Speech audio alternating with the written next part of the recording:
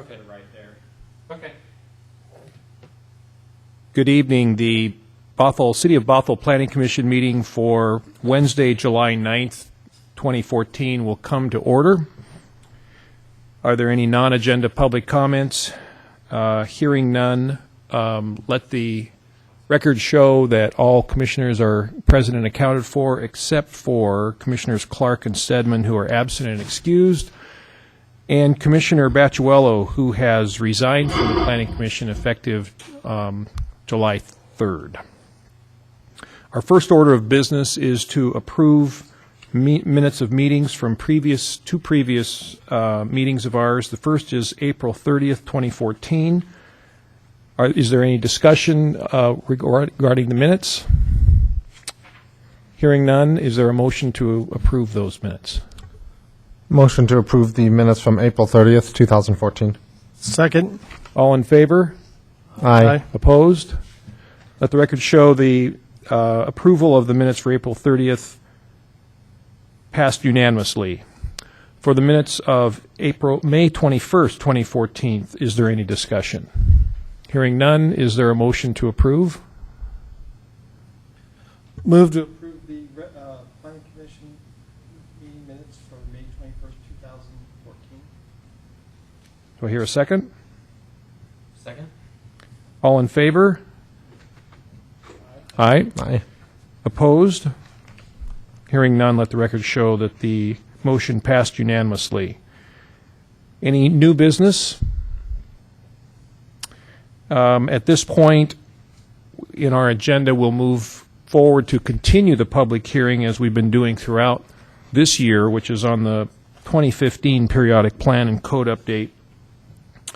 And we will start with a third review of the urban plan design element and associated code amendments. And to open our discussion, I'll turn it over to Mr. Dave Boyd. Thank you, and good evening. Good evening. Let me also get the lights here.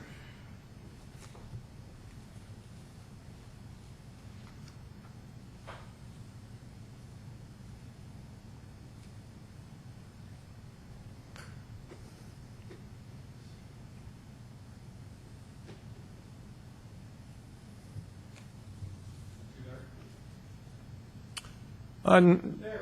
Yeah, I think that's probably better. Okay, I just have a brief presentation, and then I'm prepared to go into the two documents that were included in your packet: the plan, the urban design element of the Imagine Bothell Comprehensive Plan, and then the associated code amendments that are related to some of the changes that are incorporated into the plan revisions.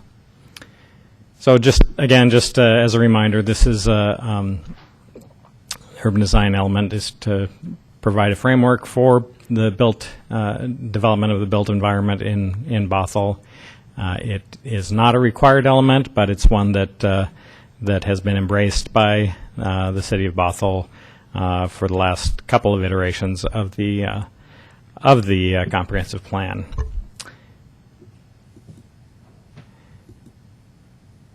And again, just to summarize where we've been to date, the proposed changes can be summarized as an update of the definition of urban design and its purpose, incorporation of major planning efforts with significant urban design components since the previous update, and updates and some winnowing of the goals, policies, and actions.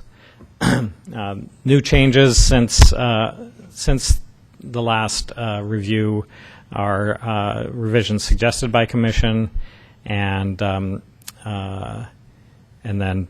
very small amount of proposed revisions with regard to graphics. Not actually any deletions, some suggested additions, and we come to those right away.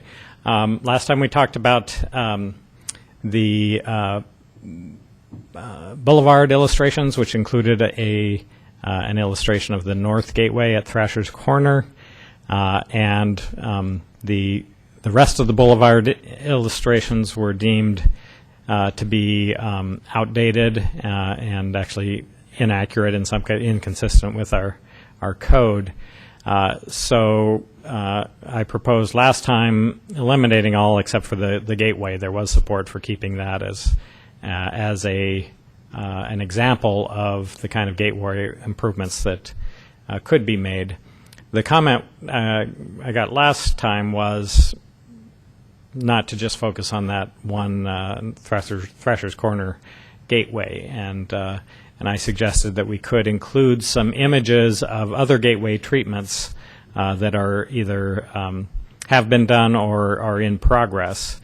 So these are two illustrations. These aren't necessarily the only or even the final ones that we would use, but these are the ones that were readily available, showing part of the gateway treatment at Wayne Curve. I would propose to also add in the new gateway sign that's just a little bit further west in the view in the upper right corner, but also including the art treatment there at 522 and 96th.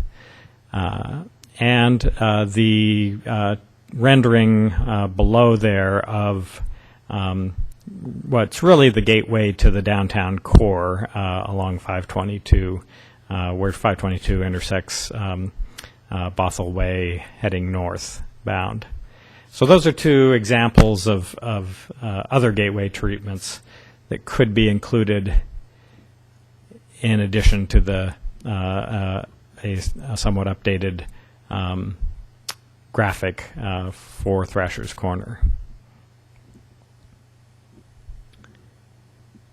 And that really is the essential change from last time, unless I missed something. So the next steps would be to actually review the urban design element text, and then I would like to, and I think we can go through that fairly quickly. There are just a couple of highlights of changes there. And then I would like to spend a little more time. What's more new from last time are the code amendments. I just presented the section of code that needed to be revised to be consistent with the changes that we're making in the urban design element of the plan last time. But in your packet this time, you've had the first actual strike through and underline code revisions to consider. And then after going through those documents, I would request feedback on any additional analysis or changes, or if you're happy with the changes and the proposed code amendments, approval of those, so we can move on to the next element. So, Thank you, Dave. And just as an opening comment, I'd just say I appreciate your brief presentation, and in my review of this particular element, I think you reflected our previous input to you and your staff and the staff very well. From a process standpoint, this now is our third review of the urban design element. The first time we had an overview. The second time we've done a page-by-page analysis. I want to give you the feedback you need. At the same time, I don't want to use any more time than is necessary. And I'm going to suggest as a process that in lieu of a page-by-page analysis, that we would go commissioner by commissioner and ask, assuming that each one of us has gone through the material. And I have some very brief comments and potential changes, and I'm guessing some of the other commissioners do as well. But I think that would give you the input on the text that I think you're looking for, rather than doing a page-by-page analysis. if that's acceptable to you. Yeah, that's fine. And I was essentially intending to direct your attention to the areas where we did make some changes here. So Exactly. Yeah. And I'm sure that's where we'll focus as well. Yeah. So if we get to the end of all four of us providing you with some feedback, and there's some other areas where you want to ask questions of us, let's do it that way rather than a page-by-page analysis. Sounds So I'll start with Commissioner Gastineau. Do you have any nothing. comments or questions? Okay. Commissioner Cabe. No, I agree with your comments. I think some of the subtle changes in here reflected our first couple passes. There were significant, there was, I guess, more images on the first and second pass than what we see now. Some of them are still referenced. So like the overpass near the park at Bothell Landing, whether they did a park on top of 522, is that something that we're still going to continue to include in this element, or just the gateway illustrations at this point? I didn't include them in the presentation. I do have them available as illustrations that we've reviewed previously and agreed to keep in the plan, which include these illustrations, these typical transit compatible development illustrations, as well as these three images of the lid concept. So there's still some work to do to tweak these, which we'll do for the final document when we bring it all back together for you. But this is basically the direction that we're going. There is also an action A9 that's been added to reflect this.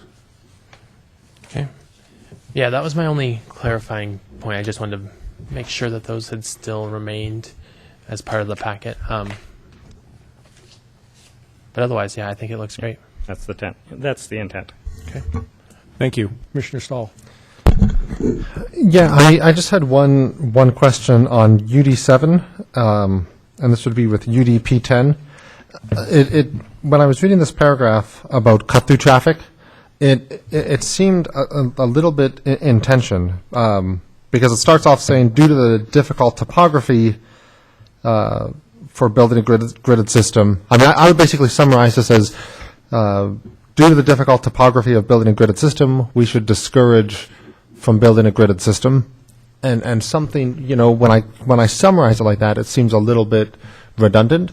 If it's hard to build a gridded system because of our topography and hills and things like that, that's sufficient discouragement to build a gridded system. And so I don't know if we need.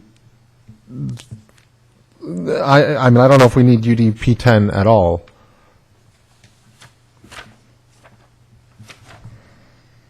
Or, alternatively, if we don't want cut-through traffic because of other concerns such as safety or cars going through residential neighborhood with children, the first few sentences aren't necessary. We can just come out and own it and say that, as a matter of policy, we don't want cut-through traffic, and so we discourage gridded systems that would allow cut-through traffic. I think the other part of it, besides discouraging cut-through traffic, is we need to encourage those arterials where either emergency vehicles or there is some need for access in going across our city. So it's kind of a combination of both. Right? I mean, it's not just discouraging cut-through, but it's also, there is necessary traffic that goes across the grid of our city, and we need to encourage the use of it in the That would be fine. It just predictable seems, as it is right now, the first half and the second half of that paragraph seem in a little bit of tension to me. Mm-hmm. Like it seems like we're sort of searching for what it is that we really want. Yeah, I would agree. If the goal is to eliminate cut-through traffic and avoid gridded systems for, such and such reason, then that's great. Mm-hmm. And when we can just eliminate the first two sentences from there and just jump right into it. Can you give us a little bit of what when I read staff strongly recommends revising the policy, my guess is that staff has been made aware of certain issues or problems, and therefore you're trying to alleviate a problem. Right. Give us some additional kind of background on that. Well, most of the attention has gone into changing the code language that's proved to be quite problematic. But and I am trying to. Okay. So here, I hope this is how your copy appears. Is this right? Yeah, that looks right. Yep. Okay. What we wanted to, or what I tried to do with the policy, is to correct what I thought was an erroneous statement that gridded streets encourage cut-through traffic. I think the true case is that a gridded street pattern, a traditional gridded street pattern with a hierarchy of arterials and collectors and local streets discourages cut-through traffic. And I might not have gone as far as I could have in changing this, but I thought that there probably was still appropriate to include as a policy that we should try to discourage street patterns that would encourage cut-through traffic on local streets without getting to the point where we're actually discouraging the building of a grid or connecting adjacent developments, which is what the previous policy did. So in that case, could we just delete? It's almost the first three lines there, and just start off with avoid street patterns that encourage cut-through traffic, because it would still capture that same sentiment that we want to. I also like your word hierarchical. That I think that is descriptive to me of what it is we're trying to do here, and is create kind of feeders and a hierarchical arterial system. I think that's really what we're trying to do, isn't that right? Yeah. So I don't see that necessarily reflected in P10.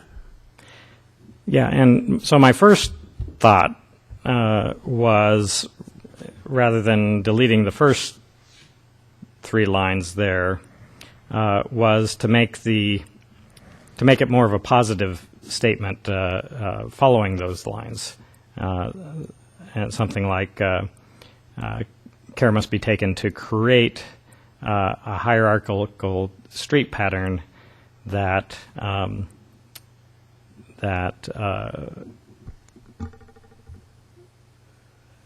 Steve? let's see. Yeah. That creates. Hold on, yeah. Dave. This was in the last comp plan, and this was the council spent a lot of time struggling with this. Okay. Because there's a Thank lot of lots of neighborhood opposition. We were having some street issues as far as some specific neighborhoods came down here, and it was very contentious. It wasn't worded very good to begin with. And then, Dave, you've came back to us where you've had some projects and some plats where we've had some neighborhoods that we've put in some barriers, so it's created some conflicts. Did the present council address this before it was sent to us? Do you know? No. Okay. This will go to council after planning commission's review. As far as I'm concerned, it's the cut through. So take everything else out of it, and I kept saying, what about life safety? I mean, Right. and that's too. where we're back to. Life safety's came to staff and Exactly. said, hey, we have this problem. So we could spend a lot of time struggling on this, and I don't care where we end up with it, really, to tell you the truth, other than I don't want to discourage roads being built that we can't get life safety people across the city. Exactly. So so if, wordsmithing this down to the last, I don't know where we go with this, because they spent a lot of time on this, and they came up with this, discourage and I just don't know. I don't, I've been through this, and we're going through that same, the same process here again. We're trying to make something work.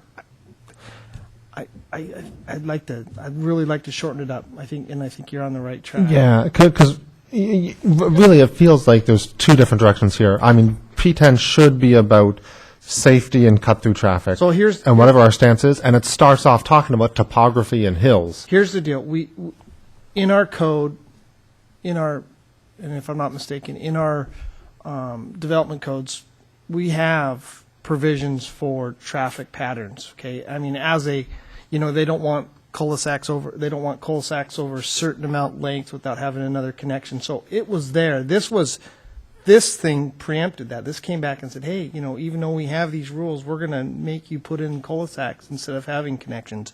So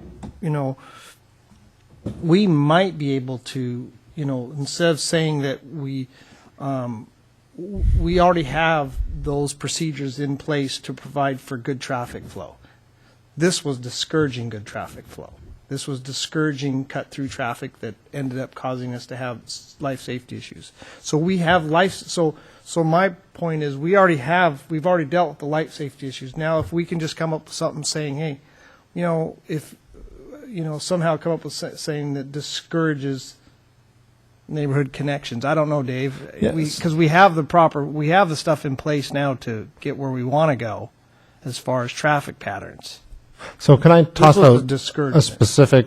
So I like the wording changes that you've made. On top of that, could we just delete the first three rows up until and start it with create? I think we could. The introductory language was part of the previous language, and tried to make a case for discouraging a grid because of the topography. So Honestly, that feels a little disingenuous, Yeah. because we're discouraging cut-through traffic because of safety issues, cars on residentials, children, not because of hills. If a contractor came to us and said, hey, I can build these great roads and deal with the hills, that's not why we would do it. I like the new language you haven't read. If we just started with, do we just cut straight to the chase? This is about cut-through traffic.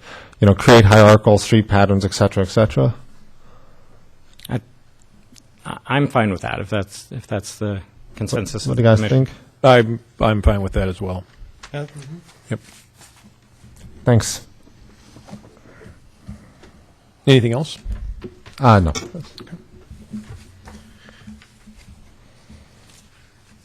So, Dave, I just had a couple of questions. They're very brief. So this would be on the first page of Urban Design Goals, Policies, and Actions, UDG3. Kind of has been a consistent theme of mine in many of our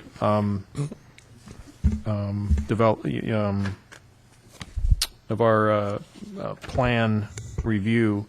I would like to again see that instead of reduce dependence on the automobile, to promote choice for transportation options through building, site, and district design, which supports auto, pedestrian, bicycle, and transit usage. Now, I don't know if any of my fellow commissioners would care to weigh in on that, but it's been kind of a consistent change that I've made in some of the other elements as well. I'd welcome the feedback from our commissioners on that.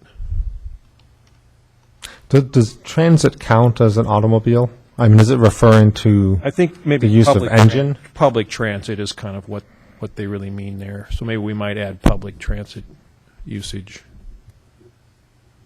So just to add, to promote choice for transportation options through building, site, and district design, which supports, rather than promotes, I just said which supports auto, pedestrian, bicycle, and public transit usage, if we want to say that.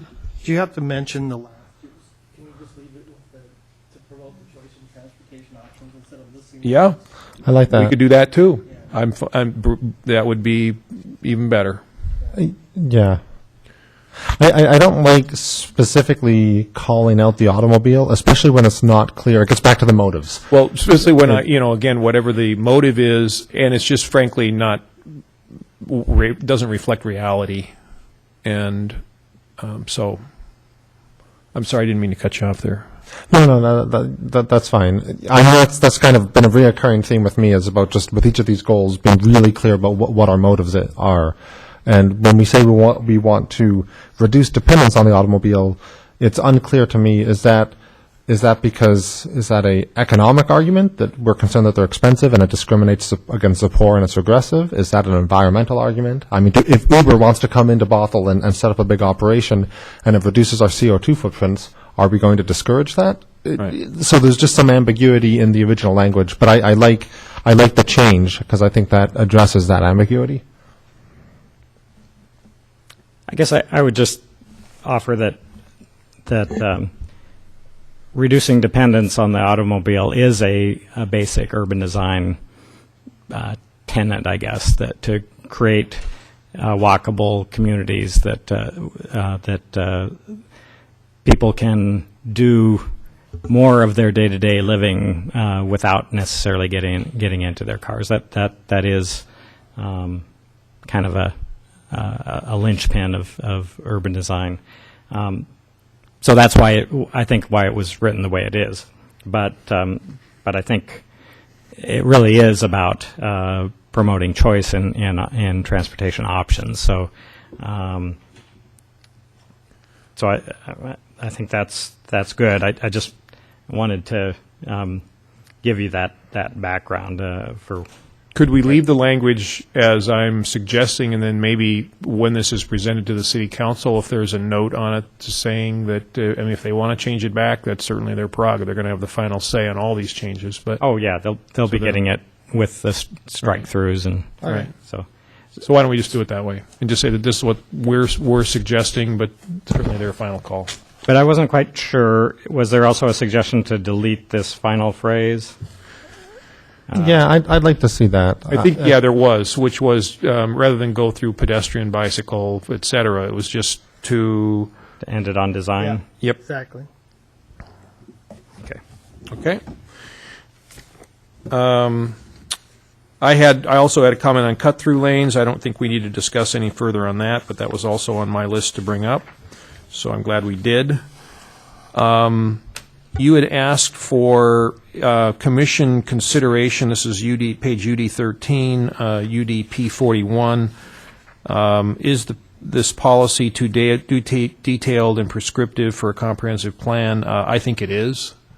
And so I would suggest, when we're getting down to earth tones and, that kind of, to me, that's just not what should be in a strategic plan. I'm sorry, which policy are we on? UDP 41. And just in your comment right in the box above it, you just Right. asked is it too detailed? And I'm letting you know that I agree that it is too detailed. So I did make some deletions. We could go further, but if you think that there's additional cuts that could be I don't know if any. I didn't have any specific changes to that particular policy, but I'm. I read the policies the changes he had. I like those. Yeah, I do too. So I'd like to leave some of those design standards in there. Okay. Me too. Yeah. I don't think it's too prescriptive. I think there's a wide berth with regards to materials and, some of the strike-throughs with regards to color, like you brought up, Steve. I think that's a good change, but as it currently stands, I'd like to leave it in there. Great. There's your input. Okay. And then down at the bottom, this would be the action. This is currently not being done. Provide these policies to developers to assist them with project design. I think it's critical that these policies be presented to developers. I think that was brought up before. We can just. I don't think we need to determine now exactly how that's done, whether it's a pamphlet or a page on a website or whatever, or as part of the process for when a plat permit is applied for. But I absolutely believe that these policies should be put in front of developers. We've spent a lot of time on them, and they need to know.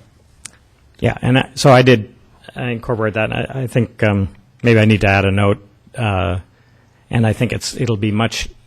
What was in there before of providing the policies and Appendix H, which was a booklet that we're no longer referring to, was a little unwieldy. But the policies themselves could easily be incorporated into a handout that could be provided. Terrific.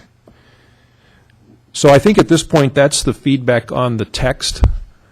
And before we leave that part of the next steps, are there any questions you have of us? Let's just try to keep it brief and in the next, say, 5 to 10 minutes max. Are there any things that you wanted to cover and get feedback from us before we move on to the code amendments? Well, just going back to the illustrations, and I can pull up the PowerPoint if you want, but did I capture the kinds of other illustrations of gateway treatments that you wanted to see? Any comment beyond for Dave? One quick comment on the Wayne Curve photo. I mean, I don't know if we're looking at other options, but it seems like we've replaced a lot of the light poles downtown on 522, and that kind of dictates what the new downtown's going to look like. Also, if we took the picture looking the other direction towards all the trees, I don't know, it might have a softer backdrop versus the grass hill and bus stop, but that's just my 2 cents. Yeah, I think these are some photos that we had readily available. We can certainly do a better, or get other photos that will, or maybe even multiple photos. And eventually we're hoping to, as we've discussed before, incorporate these illustrations more into the text of the document once we get that all tied down. So, and so we can annotate these, call out the decorative light fixtures, and also include in the Wayne Curve one the entry to Bothell sign. So, yeah, and I'm glad we're adding them to the text because it's a text-heavy document. Urban design seems like the one area we should add some illustrations. So that's the hope, at least. So, just my final comments. I thought you captured what we were asking you to do very well. So I have no criticisms or changes that I'd make. okay, great. Anything else on the text that you'd like Planning Commission input?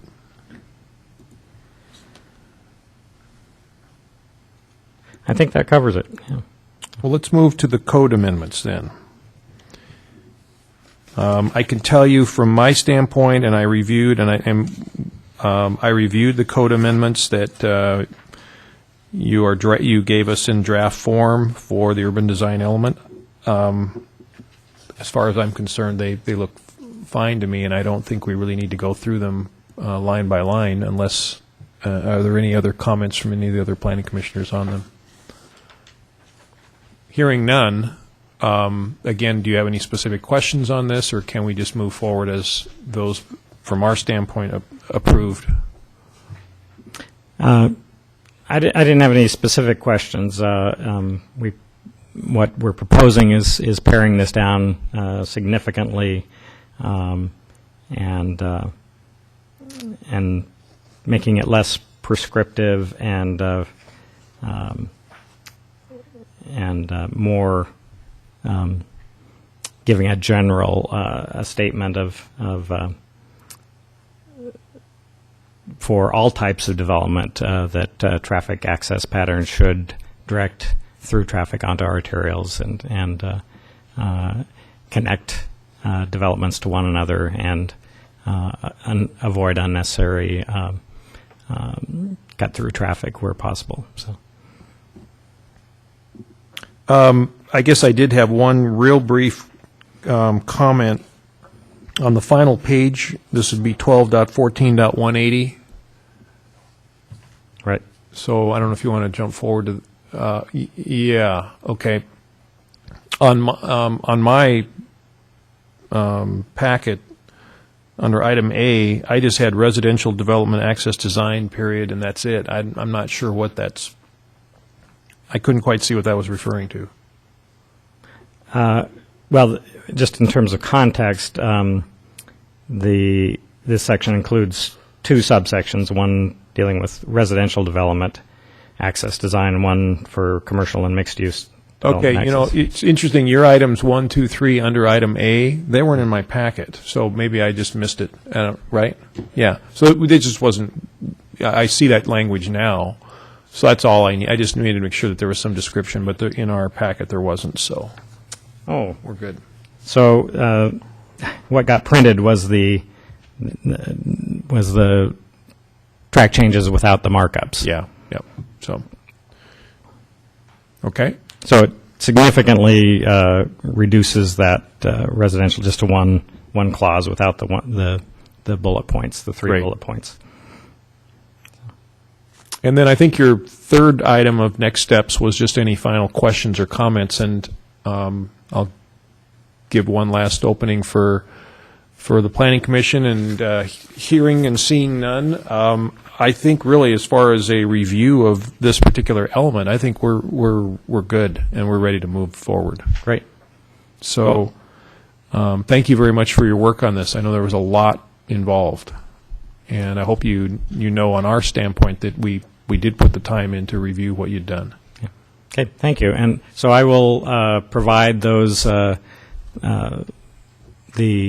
to-date revisions in your packet for the 23rd, Great. along with the economic development updates. Great. Thanks, Dave. Mhm. We're now ready to move forward, and our next item on our agenda would be the second review of the capital facilities element.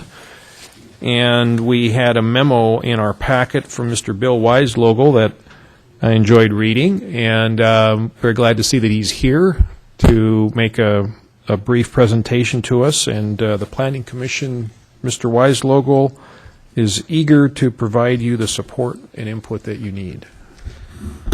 Thank you, Steve, and good evening, Commissioners. I'll skip through the background since there's no one here. You've been working steadily and very hard on this periodic plan and code update since February, and I think it's nice to reflect from time to time on what you've accomplished. So this slide shows you those planning area-wide elements that you have preliminarily recommended so far: the vision statement, annexation, parks, recreation, and open space, natural environment, utilities, community services, historic preservation, and economic development. That's a lot of work. There are 4 elements in review: capital facilities, which we're about to discuss, transportation, urban design, which you just discussed with Dave, and then housing and human services. And then one element is still to come, land use element. You'll see that in September. All right, so to capital facilities, this, again, is a required element under the Growth Management Act.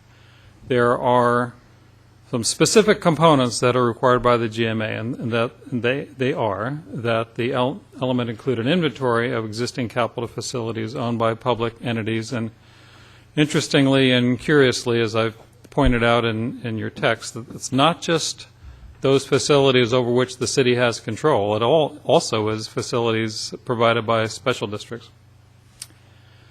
The GMA also requires that this element contain a forecast of future needs, the proposed locations and capacities of expanded capital facilities or new ones, a 6-year finance plan, and then a requirement to reassess the land use element if probable funding falls short of meeting the needs. So here's a list of all the public entities that are addressed in our capital facilities element. I won't read them all. Moving on to the proposed amendments.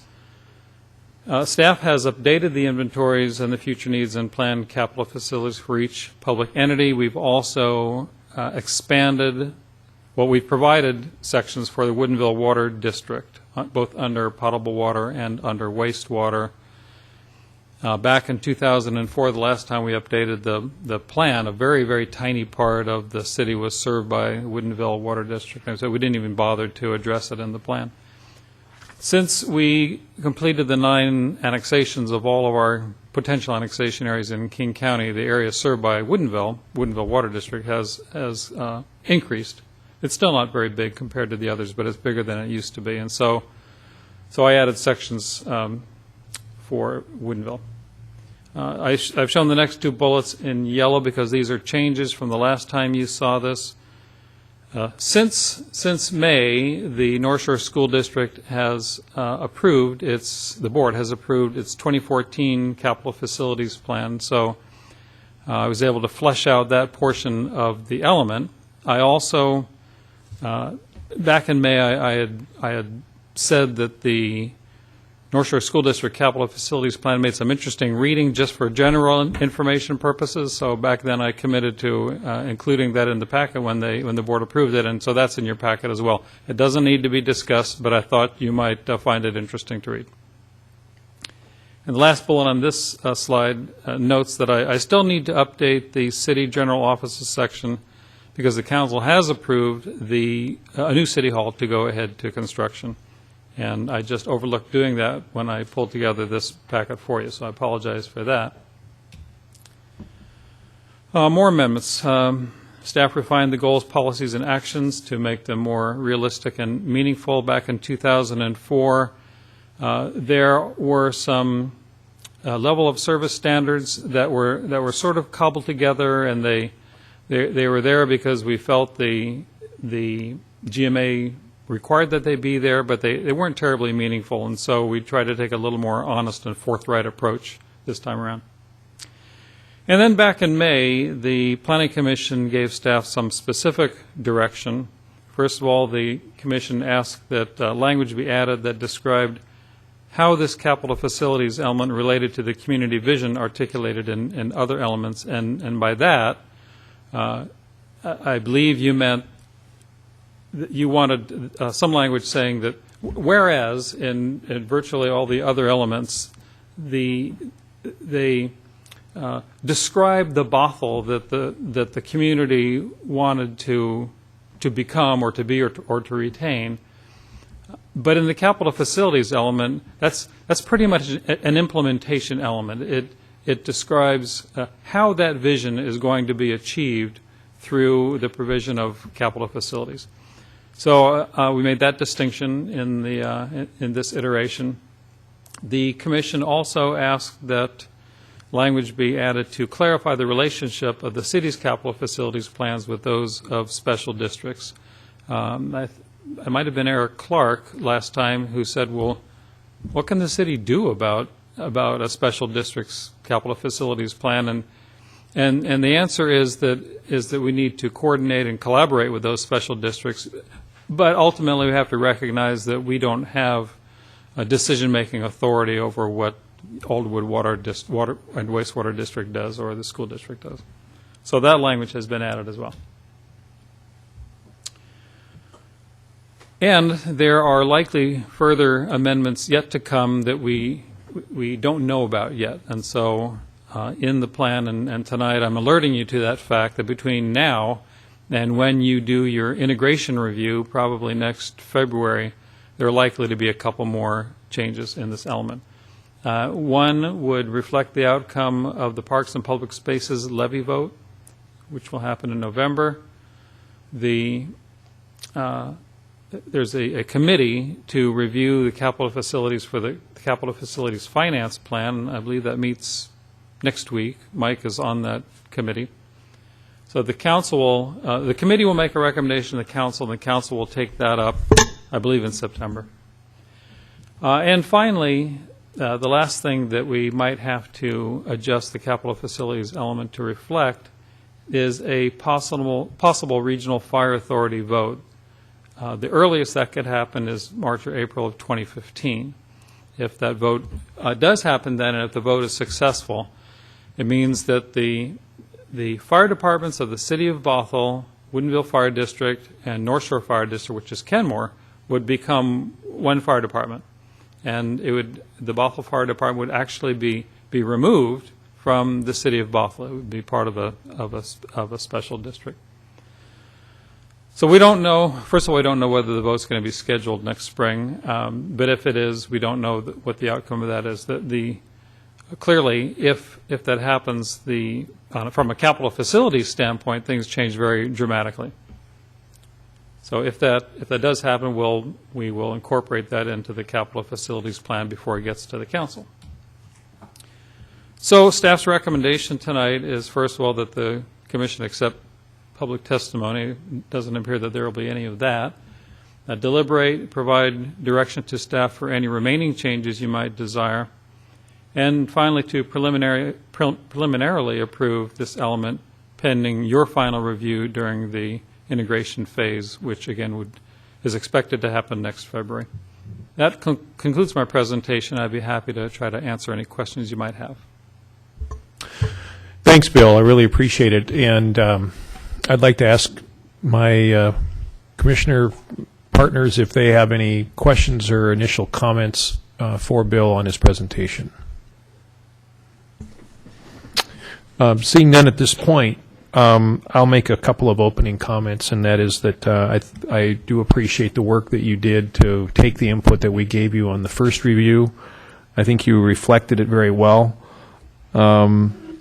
And there was one particular question that I'd have for you just to kind of start with, and that is, I think rather than a page-by-page review, I'd really prefer that I don't think we need to do that. I think that we've all read it and come prepared to provide you with some comments. And do if you can take the input that we give you today, then we can move ahead with that preliminary approval that you're talking about. So I'll go ahead and get started if that's okay, and then you guys can jump in. My first comment is this is for every element, so this is not one specific page, but and this is the Growth Management Act requirement for inventories. And I did see that inventories for kind of each part of the capital facilities was included. Is there a way that these inventories of facilities could be pulled from the document and put into an appendix? It seemed to me that it good information, it certainly required information, but it felt like it could be in an appendix. That's a really good question. It's something I wrestled with in preparing this. Most of the inventories actually are in appendices because we adopt by reference the plans of the Alderwood Water and Wastewater District and Woodinville and North Shore and so forth. Their inventories are in the respective plans. What I ended up doing here is extracting from each of those plans, as well as our plans, enough language that I thought that would give the reader a sense of what comprise those various districts' systems without putting the whole thing in. I was trying to strike a balance between having nothing and saying, well, if you want to see the inventory, see Appendix CF3, the Alderwood Water and Wastewater Plan. Because my concern was that people wouldn't even do that. They wouldn't even bother to try to find the appendix. So I tried to give them, the reader, enough information so that they had a sense of what that inventory consisted of without pummeling them with page after page of tables and very, very dry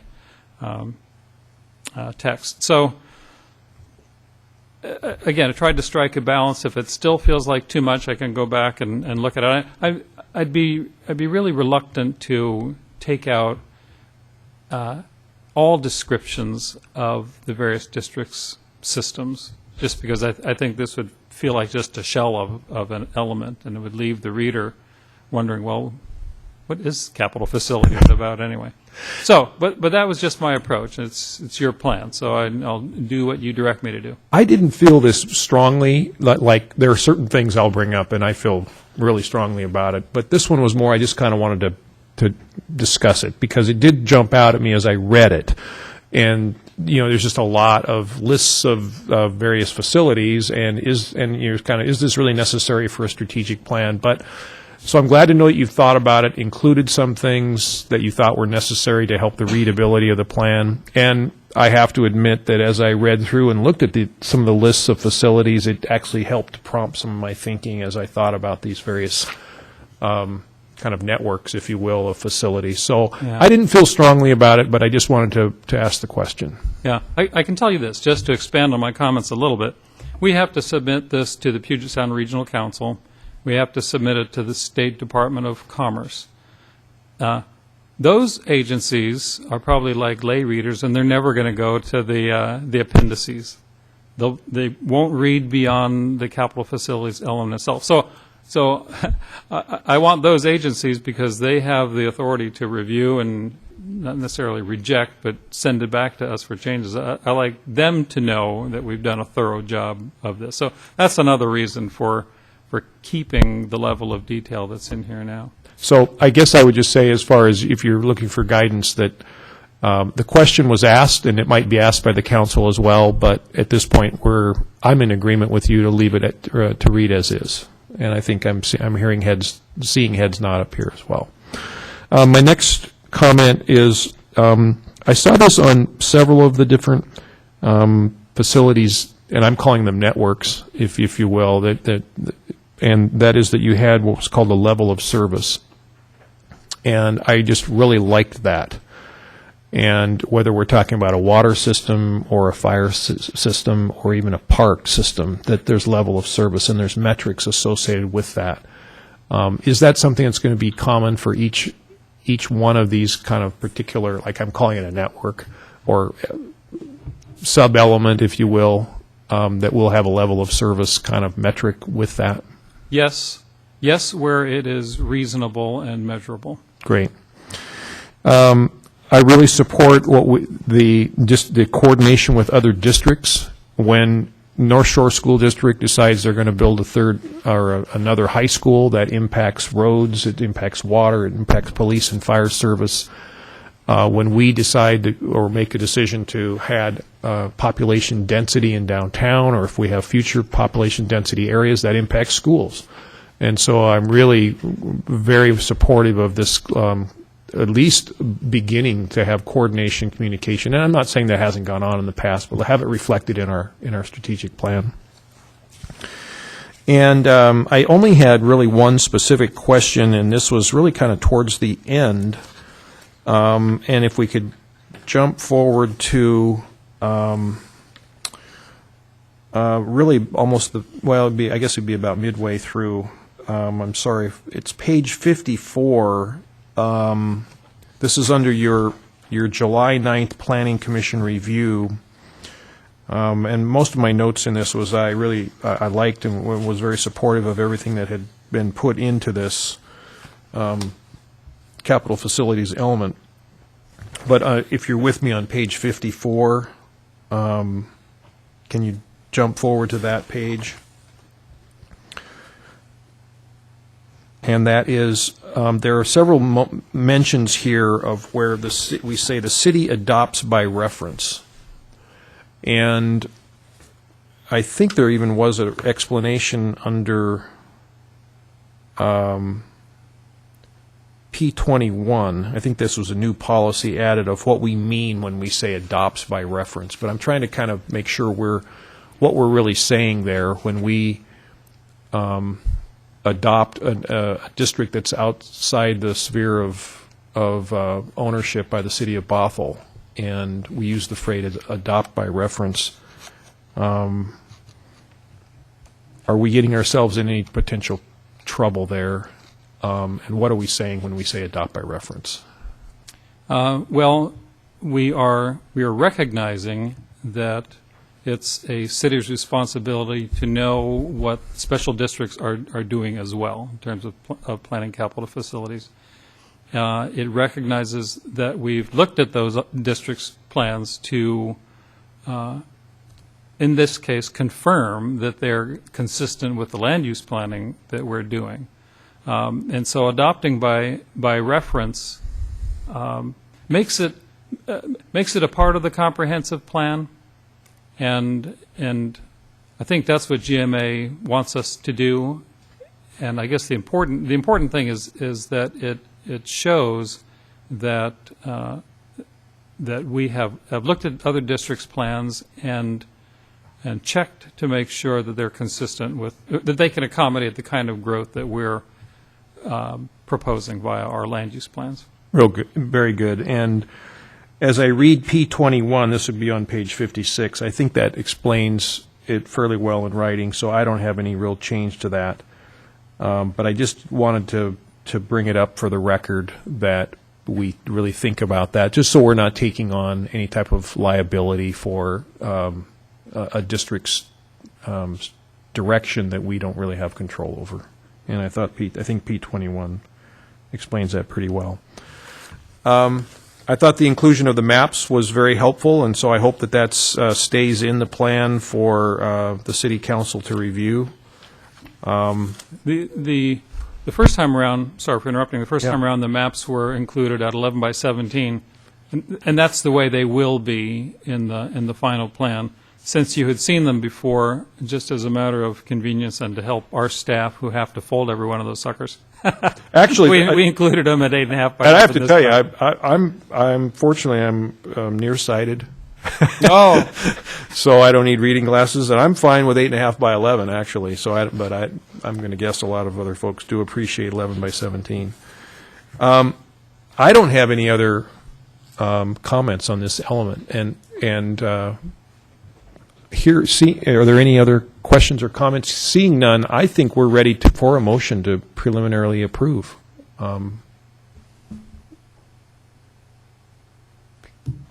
I hear a motion to do that? are we expecting you to have one more thing to add to this, though?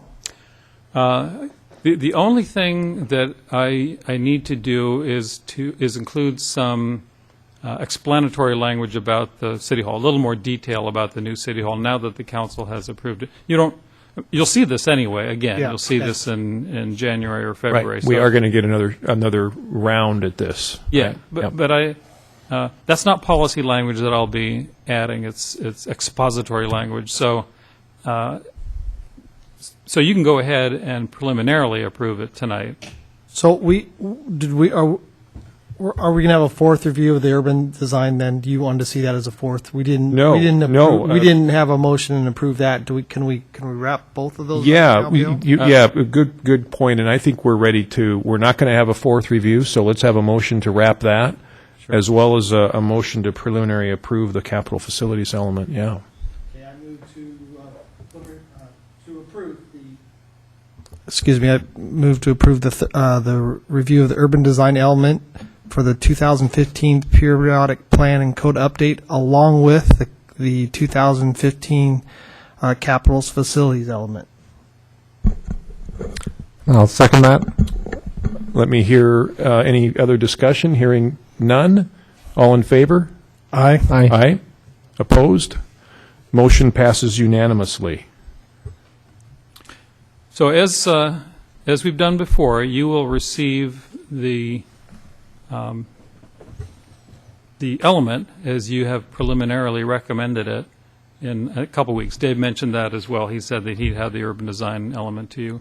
Now, those copies are for your records when you get them, so you can file them away. And the reason we do that is so that when it comes back in January, February, you can just make sure for your own purposes that they're consistent and we haven't made any big changes. Great. Terrific. So at this point, we're not closing the public hearing, but we will continue it, but our motion has given you guidance on both of these elements that we discussed tonight. So the public hearing will actually continue. So we probably should just do a motion. I'll make a motion to continue the public hearing for the 2015 periodic plan and code update, housing and humans, or just excuse me, let me say this again. The 2015 periodic plan and code update to July 23rd. Perfect. Excellent. I'll second that. All in favor? Aye. Opposed? Motion passes unanimously. Moving on in our agenda, we do not have a study session planned for tonight. No old business. Are there any reports from staff? I have none. Reports from members? I just have a question. Do we know when we're going to be the replacement for Peter? I've made a kind of an initial inquiry into that, and so let me just give you some comments for the record. So this is the time, if we're aware of candidates that we think would be good ones to put forward.